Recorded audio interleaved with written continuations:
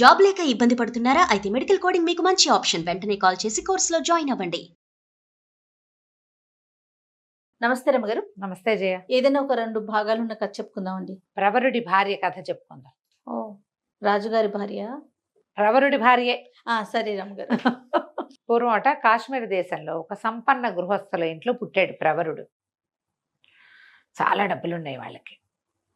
అయితే ఇతనికి ఏంటంటే దేశాటన చేసి దేశం గురించి తెలుసుకోవాలని కోరిక. చక్కగా చదువుకున్నాడు అబ్బాయి. జ్యోతిష్యము అన్నీ చదువుకున్నాడు. కొంత వైద్యం తెలుసు, జ్యోతిష్యం తెలుసు, మంత్రిత్వపు సంగతులు కూడా కొన్ని నేర్చుకున్నాడు. తర్వాత ఏమో మన ఈ రాచరికానికి కావలసిన వ్యవహార రాజకీయం విషయాలు అవన్నీ కూడా అబ్బాయికి బాగా తెలుసు. చక్కగా చదువుకున్నాడు. చదువు అయిపోయిన తర్వాత ఇంకా వివాహము, వ్యాపారము, సెటిల్మెంటు అవి ఆలోచించకుండా కొంతకాలం దేశాటన చేయాలని బాగా ధనము తీసుకుని చక్కగా మంచి గుర్రాన్ని వేసుకుని ఎన్నో ఊళ్ళు తిరిగాడు. తిరగ్గా ఏమైంది, ఒక నగరానికి సమీపంలో ఉండగా దొంగలు దాడి చేశారు ప్రవరుడి మీద. పెద్ద యుద్ధ విద్యలు వచ్చిన వాడు కాదు, ఏదో పుస్తకాలు చదువువాడు. వాళ్ళు ఇతన్ని కొట్టి తన బట్టల దగ్గర నుంచి అన్నీ తీసేసుకుని ఇతని బట్టలన్నీ వచ్చిన వాళ్ళంతా వేసేసుకుని వాళ్ళ చింకి బట్టలు అక్కడ విప్పి పారేశారు. ఇతను ఒంటి మీద బట్టలు కూడా లేవు, అవి కూడా లాగేసుకున్నారు. మంచి మంచి బట్టలు వేసుకున్నాడని. గుర్రం పట్టుకుపోయారు. డబ్బులు గిబ్బులు ఇతను తెచ్చుకున్నవన్నీ మొత్తం పోయినాయి. ఈ దిశమూలతో మిగిలాడు. లోపల భాగాల్లో ఉండే బట్టలే తప్పిస్తే ఇంకేం లేదు. దిశమూల అనకూడదు, ఏదో చిన్న అంగాస్త్రంతో మిగిలి ఏం చేస్తాడో ఆ దొంగలు విడిచిన కుళ్ళుగుడ్డలే ఏవో ఒకటి కట్టుకుని ఇక నడవటం మొదలుపెట్టాడు. అంతకుముందు డబ్బులు ఉండటంతో ఆహారానికి ఎక్కడా లోటు లేదు. సరే ఇక నడిచి ఎట్లాగోట్లా 2 రోజులకి ఒక నగరం చేరాడు. చేరితే ఏదైనా సత్రాలు అవి ఉన్నాయో లేదో తెలీదు. జనాలు ఎవరికైనా నా పరిస్థితి ఇది, దొంగలు నా మీద పడ్డారు, ఇలా దోచేసుకున్నారని చెప్పడానికి సిగ్గుపడ్డాడు. పెద్దింటివాడు కదా. అలాగే ఆలోచించుకుంటూ మెల్లిగా ఆట నడిచి ఒక గుర్రపు శాల వాకిట్లో అరుగు మీద కూర్చున్నాడు. ఆహారం తీసుకుని 2 రోజులైంది. మరి ఆ గుర్రపు శాల దగ్గర విశాలంగా ఉంది, గాలిస్తుంది. ఆకలి నిస్త్రాణకి మెల్లిగా సాగోరి నిద్రపోతున్నాడు. నిద్రపోతుంటే ఏమైంది, ఆ నగరానికి రాజుగారు ఒక ఆయన ఉన్నారు, జయసేనుడని. ఆయనకు ఒక కూతురు ఉంది, కాంచనవల్లి. పిల్ల చాలా అందగత్తే, పిల్ల చక్కగా చదువుకుంది. తండ్రి పెళ్లి చేయాలని భావించాడు. ఏవో పెళ్లి సంబంధాలు తెస్తున్నారు కానీ ఈ అమ్మాయికి నేను ఇంత చదువుకున్నాను, దాంతో సంబంధం లేకుండా ఎవరో ఒకళ్ళని చేసుకోవడం ఇష్టం లేదు. ఆ పిల్లకి చదువుకున్న వాడినే పెళ్లి చేసుకోవాలి. ఏదైనా పెళ్లి సంబంధం రాక ఏం చదువుకున్నాడంటే ఏదో కాదు, ఈయనకి అది వచ్చా, పంచకావ్యాలు వచ్చా, అవేవి రావు. ఎట్లా పెళ్లి చేసుకోవడం ఇష్టం లేదు. అందుకని ఈ అమ్మాయి ఏమనుకుంది, నా దారి నేను ఇంట్లో నుంచి వెళ్ళిపోయి నా అంత చదువుకున్న వాడిని ఒకడిని చేసుకోవాలి అని భావించి తన స్నేహితుడు అయిన మంత్రి కుమారుడికి ఒక ఉత్తరం రాసింది. నేను ఇంట్లో నుంచి దేశాటనకి వెళ్ళిపోవాలనుకుంటున్నాను, మరి నువ్వు గుర్రపుశాల దగ్గరకు వచ్చి ఉండు, 2 గుర్రాల మీద వెళ్ళిపోదాం. నువ్వు వెళ్ళేటప్పుడు నేను నీకు విషయం చెప్తా. నా కోసం అర్ధరాత్రి 12 గంటలకి గుర్రపుశాల దగ్గర వేచి ఉండు. ఈ మంత్రి కుమారుడు ఈ అమ్మాయి వయసువాడే, సహాధ్యాయి. వీళ్ళిద్దరూ గురుకులంలో చదువుకున్నారు. ఫ్రెండ్షిప్పే, ఇంకేం వేరే వ్యవహారం లేదు. తనకు తోడు ఉండటం కోసం ఆ అబ్బాయిని పిలిచింది. సరే ఉత్తరం రాసేసింది. వాడికి ఉత్తరం చేరింది. అతను కూడా వద్దామనుకున్నాడు. కానీ ఏమైందట, ఆ రోజు అంతఃపురంలో అత్యద్భుతమైన ఒక నాట్య ప్రదర్శన ఏర్పాటు చేశారు. ఆవిడ ఎక్కడో మహానుభావురాలు, నాట్యమయూరని పేరున్న ఆవిడ. చాలా గొప్ప నృత్య ప్రదర్శన. మంత్రి గారు వెళ్తూ తప్పనిసరిగా కొడుకుని ఇడుచుకుపోయాడు దానికి. అబ్బాయి వద్దామనుకున్నా రాలేని స్థితి. అయితే ఈ నాట్య ప్రదర్శన ఉండటం వల్ల జనమంతా అక్కడ ఎంగేజ్ అయి ఉన్నారు కాబట్టి రాజకుమార్తె అయిన కాంచనవల్లి పారిపోవడానికి దొరికింది టైము. ఏం చేసింది, కాసేపు కూర్చుని తర్వాత తలకాయ నొప్పిగా ఉంది, కాలు నొప్పిగా ఉంది, కాలు తిమ్మిరెక్కింది, కాళ్ళు కడుక్కోవాలి, ఇలాంటివి ఏవో మాటలు చెప్పి అక్కడి నుంచి వచ్చేసి కొద్దిగా బంగారు నాణ్యాలు తీసుకుంది. ఎక్కువ నగ నాణ్యం ఏం లేదు, కొంచెం మామూలుగా ముసుగు లాంటిది ఏదో వేసేసుకుని గుర్రపు శాల దగ్గరికి వెళ్ళిపోయింది. శాల దగ్గర ఎవరుండాలి, మంత్రి కుమారుడు ఉండాలి. అరుగు మీద పడుకుని నిద్రపోతున్న పొడుగాటి శరీరం ఉన్నవాడిని చూసి వాడే మంత్రి కుమారుడని భావించి తబ తట్టలేపి లే తొందరగా శాలలోకి వెళ్ళి 2 గుర్రాలు తీసుకురా, పారిపోదాం అని. అర్థం కాల ప్రవరుడికి. నిద్రలో లేచాడు. ఎవరో అమ్మాయి, దగదగలాడుతున్నాయి నగలు, బాగా చక్కగా పొడుగ్గా బాగానే కనపడుతోంది. గుర్రాలతే అంటోంది. నిశ్శబ్దంగా లేచెళ్ళి గుర్రపుశాల నుంచి 2 గుర్రాలు తెచ్చాడు. గుర్రం ఎక్కేశాడు. ఆ అమ్మాయి గుర్రం ఎక్కింది. ఇద్దరు స్వారీ చేసుకుంటూ వెళ్ళిపోయారు. బాగుంది. తెల్లవారేదాకా ప్రయాణం చేశారు. ఎటో బాగా తెల్లారిన తర్వాత ఆ అమ్మాయి తెల్లవారితో పాటు ఈ అమ్మాయి కూడా తెల్లబోయింది. వీడెవడో మంత్రి కుమారుడు కాదు, కుళ్ళుగుడ్డలు వీడు, గడ్డం పెరిగి దీనావస్థలో ఉన్నట్టున్నాడు. అర్రే వీడితో వచ్చానే, ఇప్పుడు నేనేం చెప్పి వెనక్కెళ్ళను? ఏడుపు వచ్చేసింది. వాడేమైపోయాడు? మంత్రి కుమారుడు మన ఫ్రెండు, వాడేం రాలే అసలు. ఇక ఏం చేయాలో తెలియలే. కళ్ళ నీళ్ళు తుడుచుకుంటూ కూర్చుంది. ఇతనికి పిల్ల అందంగా ఉంది తెలిసింది. సరే ఏం చేశాడు? చెట్టు కింద ఆపుకున్నారు.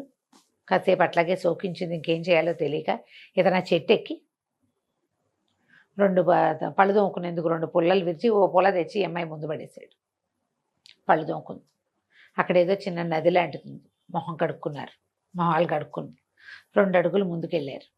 అక్కడి నుంచి మరి బయలుదేరి వెళ్ళాలి. ఆ నది బల్లకట్టు దాటడానికి ఒక అవకాశం ఉన్న ప్రాంతానికి చేరారు.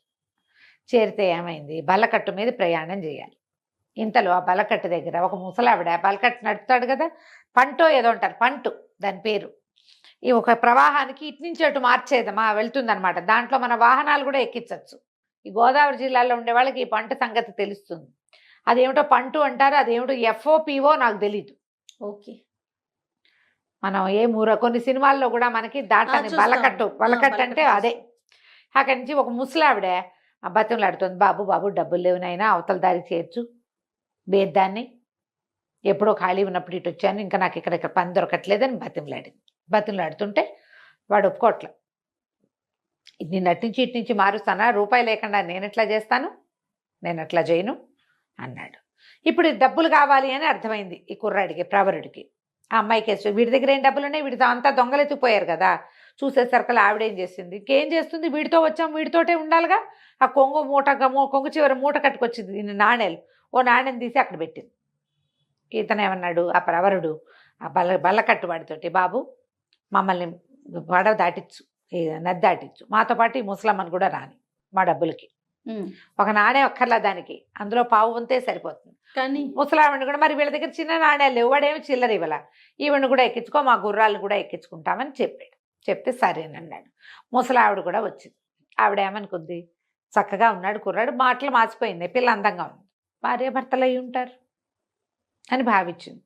యువతలకు వచ్చాక ఏమంది, అది హేలాపురం అని ఒక నగరం.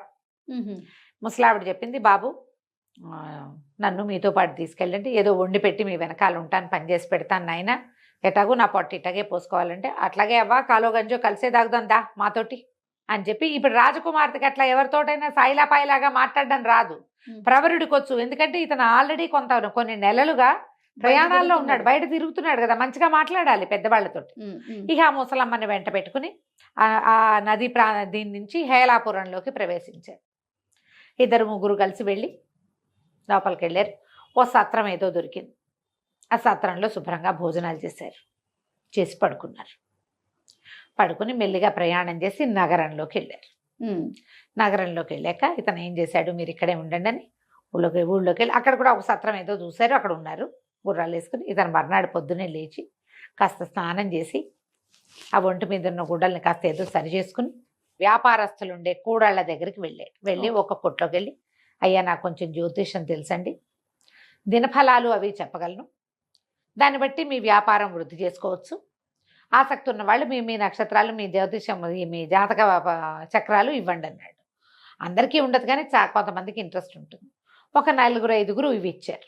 ఇవ్వగానే ఇతను ఏం చేశాడు, అందరికీ చూసి, ఈ సమయం మీకు బాగోలేదండి, ఇక్కడ ఒక ఎర్రటి వస్త్రం కట్టండి, మీరు తెల్ల చొక్కా వేసి కూర్చోండి, ఈ వస్తువే మీరు ఇవాళ బాగా అమ్మండి, దాన్ని ఎక్కువ తెచ్చిపెట్టుకోండి, అది మీకు అమ్ముడవుతుందని 3కో ఏమో చెప్పాడు. వాళ్ళు 3 వస్తువులు అవన్నీ తెచ్చిపెట్టుకుని, బాబు కొన్ని సామాన్లు తీసుకెళ్ళండి, నువ్వు పప్పు ఉప్పు ఆ రోజుకి సరిపడా వంట సామాన్లు ఇచ్చేశారు. ఇతను ఏం చేశాడు, సత్రానికి వచ్చి ఆ అవ్వతోటి, ఇదిగో సామాన్లు తెచ్చానవ్వ, వంట చేసేసి అంటే వంట చేసేసారు. రాజకుమార్తె నిశ్శబ్దంగా తినేసింది. ఇతను ఆ అమ్మాయి వైపు చూడలేదు, ఆ అమ్మాయితో మాట్లాడలేదు. మధ్యలో ఈ అవ్వ ఉంది తడిక. ఎవరైనా సరే అవ్వకే చెప్తారు, వీళ్ళిద్దరూ ఏదో మాట్లాడుకోరు, అలకగా ఉంటారు, కానీ భార్యాభర్తలేనని నమ్మింది ఆవిడే. ఇతను ఒక రెండో రోజు వీళ్ళు వెళ్ళేసరికల్లా ఈ ముగ్గురికి ఇంకో ముగ్గురు తయారయ్యారు. రండి అయ్యగారు అని చెప్పి ఒక ఆయన బట్టల కొట్టు ఆయన ఉన్నాడు. ఆయన చక్కగా మంచి మేలు వస్త్రాలు చింపించి ఈయనకు ఒక అంగరఖాలు లాంటివి కుట్టిచ్చేసాడు. 2 గంటల్లో 2 జతల బట్టలు ఇచ్చాడు. స్త్రీజనం ఉన్నారని తెలుసుకుని ముసలమ్మకు 2 చీరలు, రాకుమార్తెకు 2 వస్త్రాలు ఇచ్చాడు. వ్యాపారం వాళ్ళది అభివృద్ధి అవుతుంది. క్రమంగా ఈయనకి క్లయింట్స్ పెరిగారు. పెరిగారు. పెరగ్గా ముందుకెళ్తుంటే ఏముంది, క్రమంగా వీళ్ళు వంట చేసుకునే సాధనాలు పెరిగినాయి. చక్కగా వంట రుచికరంగా పెరిగింది. ఇతనికి మంచి పేరు వచ్చింది. వ్యాపార సముదాయాల్లో అందరూ మంచి మంచి మాటలే చెప్పుకుంటున్నారు. క్రమంగా ఇతనికి ఏమేమి వచ్చు అని తెలుసుకున్నారు. ఈ అబ్బాయి జమాలజీ వచ్చు ఇతనికి. రత్నాలని గణించటం, ఈ రత్నం మంచిదా కాదా, దీనికి ఇంత రేటు పెట్టచ్చా పెట్టకూడదా అవి కూడా చెప్పగలడు. బాగా వ్యాపార సముదాయాల్లో ఎంత పేరు వచ్చిందో, చాలా పేరు వచ్చింది.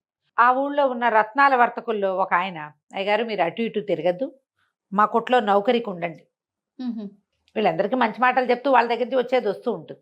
నేను నెల జీతం ఇస్తా, నాకు రోజు వచ్చే వజ్రాలని వాటి వెల వాటి ఇది దానికోసం మీరు మాకు పనిచేయాలి చేస్తారు కదా, నాణ్యత చూడడానికి దాన్ని ఏదో అప్రైజరో ఏదో అంటారు, ఉండండి అన్నారు. సరే అక్కడే ఉన్నాడు. నెల జీతాలు వస్తున్నాయి. చక్కగా ఇల్లు వాకిలి ఏర్పరచుకున్నాడు. ఆ అమ్మాయిని పెట్టుకుని ఉన్నాడు. కాంచనవల్లి ఇతని భార్యగానే చెలామణి అవుతుంది, కానీ వాళ్ళిద్దరి మధ్య మాటలు కూడా లేవు. సరే ఏమైంది, ఆ కందర్పకేతు అని ఆ హేలాపురి నగరానికి రాజు. ఆయన దగ్గరికి ఎవరో ఒక వర్తకుడు ఒక బ్రహ్మాండమైన వజ్రం తెచ్చాడు. కోట్లు విలువ చేసేది. రేటు కట్టించి తీసుకుంటామన్నాడు రాజు. ఈ ఊళ్ళో ఉన్న వజ్రాల వర్తకులు రత్నాల వర్తకులు ఉంటారు కదా, వీళ్ళందరినీ పిలిచాడు కందర్పకేతువు. పిలిస్తే అందరూ వచ్చారు. వీళ్లలో ఈ మన ప్రవరుణ్ణి నౌకరికి ఉంచుకున్న ఆయనకు కూడా పిలిపి వచ్చింది. ఆయన వెళ్తూ రండి బాబు అని ఈయన్ని కూడా వెంబడి పెట్టుకెళ్ళాడు. ప్రవరుణ్ణి కూడా అందరూ 50 లక్షలు అన్నారు, 70 లక్షలు అన్నారు, 1 కోటి అన్నారు, 2 కోట్లు అన్నారు. ప్రవరుడు వంత వస్తే బాగా చూసి రూపాయి దీని విలువ.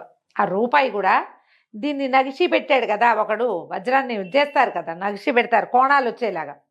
ఆ పనివాడికి ఆ రూపాయి ఇవ్వాలి, ఇది గుడ్డి గవ్వకి విలువ చేయదు. పనిచేశాడు కాబట్టి వాడికి రూపాయి అనగానే ఆ వర్తకుడు పెద్ద పెద్ద కేకలు పెట్టాడు. ఇంత మాట అంటావా, వీళ్ళందరూ కోట్లు చెప్తే నువ్వు ఈ మాట అంటావా, ప్రూవ్ చేయి దీన్ని, ప్రూవ్ చేయండి అంటే ప్రూవ్ చేస్తానని ప్రవరుడు ఏం చేశాడు, ఒక ఇనప రాయి ఒకటి తెప్పించండి, 1 కేజీ రవీసరాయి లాంటిది. ఈ ప్రవరుడు ఆ రాయి తెప్పించగానే ఈ వజ్రాన్ని వేసి దానికి వేసుకుంటాడు. మామూలుగా వజ్రం పగలదు, ముక్కా చెక్క అయిపోయింది, గాజురాయి పగిలినట్టు. పగిలేసరికల్లా వర్తకుడు ఏడుపు ఒకటే తక్కువగా వెళ్ళిపోయాడు. ఆ అమ్మడానికి వచ్చిన వాడు కందర్పకేతు ఆశ్చర్యపోయాడు. ఇంతమంది చేయలేని పని వీడు చేయగలిగాడు. అక్కడి నుంచి ఆయన ప్రతిసారి సలహాకి సంప్రదింపుకి పిలవడం మొదలుపెట్టాడు. అక్కడి నుంచి వ్యాపారస్తుల్లో కొంతమంది ఈయన ముహూర్తాలు బాగా పెడతాడండి, టైం గణన బాగా చేస్తాడు, ప్రయాణాలకి ఈయన పెట్టే ముహూర్తం ఆనందాది యోగాలు చాలా బాగా చెప్తాడని క్రమంగా చెప్పుకున్నారు. ఈ రాజుగారు ఎంతసేపు పిలిచేవాడు. పిలిచి కొన్నాళ్ళకేమైంది, కందర్పకేతు గారి మంత్రి చనిపోయాడు. ఈయనకేమనిపించింది, మనం ప్రవరుణ్ణే పెట్టుకుందాం మంత్రిగా. ఇతనికి అన్ని విషయాలు తెలుసు, రాజకీయ వ్యవహారాలు తెలుసు, జ్యోతిష వ్యవహారము తెలుసు, రత్నాలు రాసులు వాటి గురించి కూడా, యుద్ధ విద్యలు రావంతే కానీ వాటి విషయం తెలుసు ఇతనికి. అందుకని ప్రవరుణ్ణి మంత్రిని చేశారు. మంత్రి అయ్యాక అప్పుడు ప్రవరుడి కుటుంబం గురించి అందరికీ ప్రశ్న వచ్చింది, ఎవరు ఏమిటి ఏంటి సంగతి అని. అయితే ఈ ప్రవరుడిట్లో ఒక చాకలమ్మాయి బట్టలు ఉతికేది. ఆవిడే రాణిగారి అంతఃపురం, అమ్మాయే రాణిగారి అంతఃపురానికి కూడా వచ్చేది. దాని ద్వారా మంత్రి గారు ప్రవరుడి భార్య మహాద్భుత సౌందర్యవతని ప్రచారంలోకి వచ్చింది. రాజుగారికి రాణిగారికి తెలిసింది, అబ్బో కొత్త మంత్రి గారి భార్య భలే అందగతిటండి, చాకలు చెప్పిందని చెప్పి ఈయనకి ఆ సౌందర్యవతిని చూద్దామనిపించింది. రాజుగారికి ప్రవరుడి భార్య చాలా అందగత్తని చాకలు దాని వల్ల విని రాజుగారు చూద్దాం అనుకున్నాడు. కాకపోతే మీ ఆవిడని చూపించు అంటే బాగోదు కాదు రమ్మగారు, బాగుంది అనగానే కదా, మామూలుగా చూద్దాం అనుకున్నాడు. అయితే ఏమైంది, ఎలా పిలుస్తాం, ఎలా చూపించమని అడుగుతాం, అందుకని బాగా ఆలోచించి ఇవాళ భోజనానికి రండి మా ఇంటికి అని రాజుగారు ప్రవరుణ్ణి పిలిచాడు. ప్రవరుణ్ణి తనతో పాటు సహపంక్తి భోజనాన్ని కూర్చోబెట్టుకుని రాణిగారితో వడ్డం చేయించాడు. ఇప్పుడు రాణిగారే వడ్డం చేసినప్పుడు రేపొద్దున మనం కూడా భోజనాన్ని పిలిస్తే మన ఆవిడే వడ్డించాలి. అర్థం కాలే. మీ ఇంటికి భోజనానికి ఎప్పుడు పిలుస్తున్నావు నన్ను అని హింట్గా అడిగాడు. అడిగేసరికి తనకి తెలియలా ఏం చెయ్యాలో. పెళ్ళన్నా చేసుకోలేదా, పిల్ల ఎవరో ఏదో వచ్చేసింది మన వెనకాల. ఇది అవివాహిత అమ్మాయిని, పరస్త్రీని ఎట్లా భోజనం వంట చెయ్యని ఎట్లా చెప్తాము అని ఈయన ఆలోచించుకుంటూ కూర్చున్నాడు. ఇంటికి వెళ్ళాక ఇక్కడికి రాజుగారింటికి తీసుకొచ్చాడు మరి. లేదు, తను ఒక్కడే వచ్చాడు భోజనానికి. ఇప్పుడు రాజేమో రాణితో వడ్డింపించాడు. అక్కడ మరి ఇప్పుడు మన ఇంట్లో మన భార్యతో వడ్డించాలి. పని వాళ్ళు వడ్డిస్తే బాగోదు. అందరు బోళ్ళంతా పరిచారికా జనం ఉండి రాణిగారి స్వయంగా వడ్డించినప్పుడు ఇంటికైనా ఇల్లాలు వడ్డించద్దు ఆలోచిస్తున్నాడు. సరే ఆ పూట భోజనానికి రాత్రి ఏమిటి ఇతనికి, ఆ అమ్మాయికి ఏమనిపించింది, ఇతను ఏదో నా విషయమే మొహమాట పడుతున్నాడు ఏదో అడగడానికి అనుకుని ముసలమ్మతో ఏం చెప్పిందంటే, ఏం కావాలంటే అది చెప్పమనవ్వా, తను అడిగితే చెయ్యని వాళ్ళు ఎవరిక్కడ, విషయం చెప్పమను, భోజనానికి రమ్మను అని పిలిచింది. ఓ గదిలోనే ఆయన అటు ఈవిడిటు కూర్చుని తినేవాళ్ళు. అప్పుడు ఈయన ఏం చెప్పాడు, సరే అవ్వ రమ్మందిగా భోజనానికి రమ్మంది, అమ్మాయి నువ్వు చెప్తే కాదని వాళ్ళు ఎవరిక్కడ అంటోంది, ఏమిటో నీ మనసులో ఉన్నమాట చెప్పునైనా అంటే, రాజుగారి ఇంట్లో భోజనానికి వెళ్ళాను, వాళ్ళ ఇంట్లో ఏమో రాణిగారితో వడ్డించారు, నీ ఇంటికి భోజనానికి ఎప్పుడు పిలుస్తావో, నువ్వు మంత్రి అయ్యావు అని అడిగాడు, ఎట్లా వెళ్ళవాలా అని భయంగా ఉంది అంటే, అందులో వెంటనే ఈ అమ్మాయి ఏముంది ఆ పక్కన అన్నం తింటూ, రాజకుమారి కాంచన్మల్లి, ఏముంది ఇందులో, నాకైనా వంటరాందాన్ని కాను, నేను అన్ని శాస్త్రాలతో పాటు పాకశాస్త్రము నేర్చుకున్నా, వడ్డన చేయటం వచ్చు, రమ్మను, నువ్వు ఏ రోజు భోజనాన్ని పిలిస్తే ఆ రోజున కూర్చోబెట్టి నన్ను భోజనం పెట్టట్లేదు, నాకు సంపాదించి నన్ను పోషిస్తున్న మనిషి ఆయన అవుననుకుంటే నేను కాదని ఎందుకంటాను, పిలవమను, ఏ రోజుకి భోజనాన్ని పిలుస్తానంటే ఆ రోజు కానీ తను సంతోషించాడు. రాజుగారి గోల ఏమిటి, ఇవాళ మంత్రి అయ్యాడు కానీ ప్రవరుడు సామాన్యుడు, అతను ఏ స్థితిలో ఈ ఊళ్ళో హేలాపురి నగరంలోకి వచ్చాడో వర్తకులు చాలామంది చెప్పారు, బహుపేదగా వచ్చాడు, మా అందరికీ మంచి చేసి ఆయన పెద్దవాడయ్యాడు అని. అంత పేదవాడికి ఇంత బ్యూటిఫుల్ వైఫ్ ఎలా ఉండొచ్చు అనుకో, రాజుకు అలా అనిపించింది. ఆయనకు చూద్దామని అక్కడి నుంచి ఏం చేసింది, ఫలానా రోజు రాజుగారి భోజనానికి వస్తాడని చెప్పారు. ఆ రోజున ఈ అమ్మాయి చేతనైనంత చక్కటివి వాళ్ళ ఊరి వంటకాలన్నీ వండి ఏం చేసింది, చకచకా బట్టలు మార్చుకోవటం ఒక విద్య వచ్చు ఆ అమ్మాయికి, చటుక్కుని డ్రెస్ చేంజ్ చేసుకోగలదు. కొంతమంది చేస్తారు చూడు, నేను 2 నిమిషాల్లో వచ్చేస్తానంటావు నువ్వు. ఈ అమ్మాయి ఏం చేసింది, మొదట రాజుగారికి వడ్డం చేసినప్పుడు జారుముడి లేత రంగు పట్టు చీర కట్టుకుని, సగం మారు వడ్డనకి ఇంకో రకం అలంకారంతో జారుముడి మానేసి చక్కమని జుట్టు పైకి ముడుచుకుని దాని నిండా పువ్వులు పెట్టుకుని లేత రంగు చీర విడిచి ముదురు రంగు చీర కట్టుకుని రెండోసారి వచ్చింది. మామూలుగా అన్నీ వడ్డించాక నెయ్యి వేసేటప్పటి వరకు ఒకటి, కూర్చున్నాక కూరలు పప్పు మళ్ళీ అందిస్తాం మారువడ్డని అంటారు. రెండోసారికి ఏమో 2 నిమిషాల్లో వీళ్ళు పరచబట్టి తిని 4 ముద్దలు తిని కూర పప్పుల్లోకి మళ్ళీ వచ్చేసరికి రెండో అవతారంతో వచ్చింది. ఈయన మొదట వచ్చిన అమ్మాయిని చూశాడు, రెండోసారి వచ్చిన అమ్మాయిని చూశాడు, వీళ్ళిద్దరూ ఒకటేననుకోలే రాజు. ఇంటికి వెళ్ళాక ఏమో ప్రవరుడికి ఒక భార్య అనుకుంటున్నాం, కాదు 2 భార్యలు చక్కటి చుక్కలు అనుకో, ఇద్దరును పోనీలే. ఒక అమ్మాయి ఒక రవ సన్నగా ఉంది, రెండో అమ్మాయి ఒక రవ స్థూలంగా ఉంది, చక్కగా ఉన్నారు. ఎందుకంటే లేత రంగు చీరల్లో అంత సన్నగా కనపడరు, ముదురు రంగు చీరల్లో స్లిమ్గా కనిపిస్తారు. ఆశ్చర్యపోయింది. అవునా అంది రాణిగారు. ఆవిడకు కూడా ఆ అందగత్తి ఏమిటో చూద్దామనిపించింది. రాజుగారు రకరకాల సౌందర్యవతలను చూసేవాడు. ప్రవరుడి భార్య చూడచక్కని చుక్క, 2 చుక్కలు అని చెప్తే 2 చుక్కల్ని చూడొద్దు మనం. అందుకని ఏమండి వచ్చే చంద్రోదయానికి పౌర్ణమికి మనం సముద్ర స్నానానికి వెళ్తాం కదా, సరిగంగ స్నానాలు చేస్తారు, కొంగులు కట్టుకుని సరిగంగ స్నానం చేస్తారు. సరిగంగ స్నానాలు వినుంటావు కదా నువ్వు. ఆ సరిగంగ స్నానం అంటే ఏంటంటే 2 భార్యాభర్త ఇద్దరు కొంగులు ముడివేసుకుని ఒకేసారి మునుగుతారు.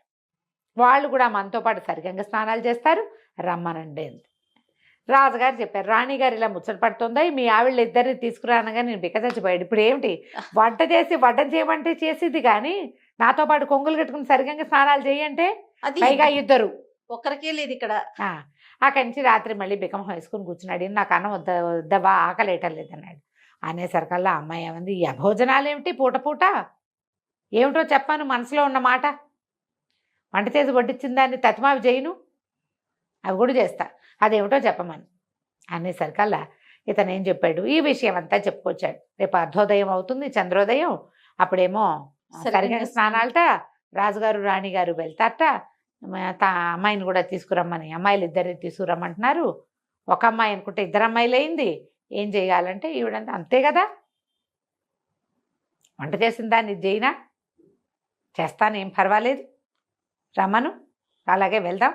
అయితే నేను చెప్పినట్టు చెయ్యాలి. ఏం చెయ్యాలి? 7 పల్లకీలు, 7 వారాల నగలు ఏర్పాటు చేయమను అని చెప్పి. సరే, ఆ రోజు ఏమైంది, ఇంకా ఏం చెప్పిందంటే ఒక 7 గడపలున్న గుడారం వేయించమను. గుడారం 7 పక్కల నుంచి రావాలి దానికి. సరే, ఈయన ఏం చేశాడు, 7 గడపలున్న పెద్ద గుడారం వేయించాడు. 7 మేనాలు పురమాయించాడు. మంత్రి కదా. ఈ అమ్మాయి కాంచన వల్లి ఒక మేనాలో ఎక్కింది. తతిమా మేనాల్లో మనుషులు లేరేం లేవు, నగలు బట్టలు మాత్రమే ఉన్నాయి. 7 వారాల నగలు, ఒక్కొక్క వారం నగ, ఒక్కొక్క వారం వస్త్రం ఒక్కొక్క పల్లకీలో పెట్టారు. ముసలమ్మ కూడా వచ్చింది. ఈ పల్లకీలన్నీ ఆ 7 గడపలున్న దాంట్లోకి వెళ్ళినాయి, గుడారంలోకి వెళ్ళినాయి. రాజుగారు వాళ్ళు ఆశ్చర్యపోయారు, ఏమిటి ఇంత పెద్ద గుడారం వేయించుకున్నాడు ఇతను అని. అక్కడి నుంచి అమ్మాయి ఏం చేసింది, ఒక్కొక్క రకం వస్త్రము ధరించి, ఒక్కో రంగు ఒక్కో రకం నగలు ధరించి ప్రతిసారి ప్రవరుడితో కొంగులు కట్టుకుని సముద్రంలో మునిగింది. 7 భార్యలు ప్రవరుడికి అనుకున్నారు వాళ్ళు. రామ. ఆ వచ్చిన అమ్మాయి బుద్ధికి మొహంలో మొహం పెట్టి చూడడం క్యాషువల్గా వచ్చింది. రంగులు వేరు, నగలు వేరు. రాణిగారికి అర్థం కాల. చంద్రోదయం అంటే చీకటి పడ్డాక కదా. కానీ 7 అమ్మాయిలు, 7 భార్యలు. ఓహో అనుకుంది ఆవిడ, అదృష్టవంతుడు, 7 భార్యలతో కాపురమా, ఆహాహా అనుకున్నారు. సరిగ్గా స్నానాలు అయిపోయినాయి, ఇంటికి వచ్చేసారు. రాణిగారు ఏం చేసింది, 7 వస్త్రాలు, నగలు పంపించింది. 7 యువరాణులకి, 7 మంత్రి గారి భార్యలకి బహుమానాలు పంపింది. పని వాళ్ళంతా పుచ్చుకొచ్చారు, దాసీలు పుచ్చుకొస్తే ఈ అమ్మాయి ఏం చేసింది, అవ్వకి చెప్పింది, ఒక ఐడియా చెప్పింది. అవ్వ వచ్చి వీళ్ళకి చెప్పింది, అమ్మ వాళ్ళు 7 కాదు 8 మంది, శ్రీకృష్ణుడు అష్టభార్యలాగా ఒకళ్ళ చోట ఒకళ్ళు ఉన్న చోటకి ఒకళ్ళు రారు, ఒకళ్ళతో ఒకళ్ళు మాట్లాడుకోరు. 8 మంది భార్యలమ్మ ప్రవరుడికి.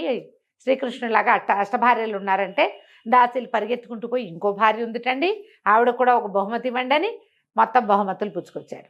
ఈ అమ్మాయి 8 సార్లు 8 రకాల బట్టలు కట్టుకుని, 8 రకాల తల మేకప్ చేసుకుని, 8 రకాల కంఠాలతో మాట్లాడి 8 బహుమతులు పుచ్చుకుంది. ఓ, రాణిగారు ఎంత ఆశ్చర్యపోయిందో, ఎంతంత అందగత్తెలట దొరికారు ఇతనికి.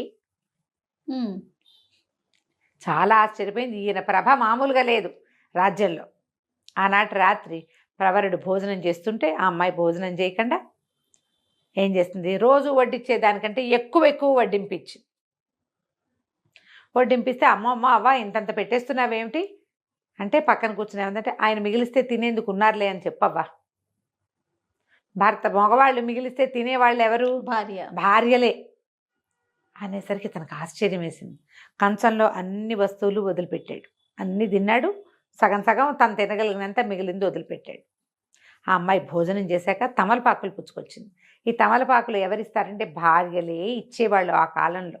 మామూలుగా రాజకుమారులకి వాళ్ళకి తాంబూల కరండ వాహిని అని ఈ తాంబూలం పుచ్చుకు తిరిగేందుకు ఒక దాసీలు కూడా ఉండేవాళ్ళు. మనం అప్పుడెప్పుడో కాశీ మజిలీలో చంద్రాపేట చరిత్ర చెప్పాం కదా, అందులో కనపడుతుంది. అయితే ఈ తాంబూల కరండం ఎవరిచ్చినా కూడా వివాహం అయిన తర్వాత భార్యలు తాంబూలం ఇవ్వటం అనేది ఒక ప్రత్యేకమైన ఆచారం. మన ముందు తరాల్లో కూడా ప్రత్యేకంగా కొన్ని కమ్యూనిటీస్లో అయితే తాంబూలం వేసుకుని తీరాలి. గృహస్థు తాంబూలం వేసుకోవాలి, ముత్తైదువు తాంబూలం వేసుకుని తీరాలి. వీళ్ళకి ఆరోగ్యాలు పాడవుతాయనో ఏదో అనుకుంటా జయ, అది అలవాటు చేసేవాళ్ళు. ఎందుకంటే ఈ ప్రవాళ భస్మము, ముక్తాభస్మము వేసుకునేవాళ్ళు. కాల్షియం అవి డెవలప్ అవుతాయి. తాంబూలం వేసుకోవటం ఒక విలాసమైనప్పటికీ వివాహానంతరం గృహస్థు తాంబూలం వేసుకోవాలి, ముత్తైదు తాంబూలం వేసుకోవాలి అనేది నియమం. అయితే తాంబూలం పుచ్చుకొస్తే ఇతను అడిగాడు, తాంబూలం కూడా తెచ్చావు, మనం వివాహం చేసుకుందామని నీ ఉద్దేశం అని అడిగితే అమ్మాయి ఏమంది, భర్తను వెతుక్కుంటూనే నేను వచ్చాను, నాకు తెలియలేదు నేను భర్తతోటే వచ్చానని. మణిపూసను చూసి నేను గాజు పూస అనుకున్నాను, చాలా దుఃఖించాను మొదట. కానీ మీతో వచ్చినా కూడా ఒక మగవాడు ఆడదాంతో ఎంత అవజ్ఞగా అయినా ప్రవర్తించవచ్చు, నువ్వు అలా ఉండలేదు. నా పోషణ భారం మాత్రం నువ్వే వహించావు. భర్త వచ్చడానికి ఇంతకంటే పెద్ద అర్హత ఏమిటి? నేను ఆ నగరానికి రాజకుమార్తెనైనప్పటికీ భర్తను అనుసరించి ఉండాలనుకున్నా. అతను నాకంటే అధికుడై ఉండాలి, తెలివితేటల్లో ఎక్కువ విద్యలో అధికుడై ఉండాలనుకున్నా. అవన్నీ నీ దగ్గర ఉన్నాయి. మన వివాహం అయినట్టే, నేను నీతోటే ఉన్నా.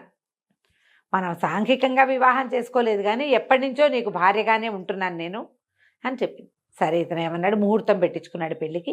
రాజుగారికి చెప్పాడు, నేను వివాహం చేసుకోబోతున్నానండి అని. రాజు తెల్లబోయాడు, అదేమిటోయ్ 8 మంది భార్యలు ఉంటే ఇంకా వివాహం ఏమిటి నీకు అన్నాడు. కాదండి, ఆ 8 భార్యల వేషాలు వేసిన అమ్మాయితోటే పెళ్లి చేసుకోబోతున్నాను, ఈవిడ ఫలానా నగరపు జయంత నగరపు రాజకుమారి, ఇలా జరిగిందని మొత్తం చెప్తే రాజు ఆశ్చర్యపోయాడు. ఎంత చతురత ఉంది నీకు, మంత్రిత్వంలో చతురత ఉంటే అమ్మాయికి భార్యాత్వంలో చతురత ఉందోయ్, చాలా అదృష్టవంతుడివి అని ఈ కథ అంతా రాణిగారికి కూడా చెప్పాడు. వాళ్ళంతా చాలా ఆశ్చర్యపోయారు. తర్వాత హేలాపురి నగరంలోనే వివాహం చేసుకున్నారు. ఆ తర్వాత జయంత నగరానికి తన పుట్టినింటికి భర్తతో సహా రాజలాంఛనాలతోటి వెళ్ళింది ఈవిడ. తండ్రి వెతికాడు బోళ్ళు సంబంధాలు, ఎక్కడా కుదరలేదు. అదే మరి ఇక్కడికి మంత్రిత్వంగా చేసినటువంటి యువకుడిని వాళ్ళు రాజుని చేసుకున్నారు.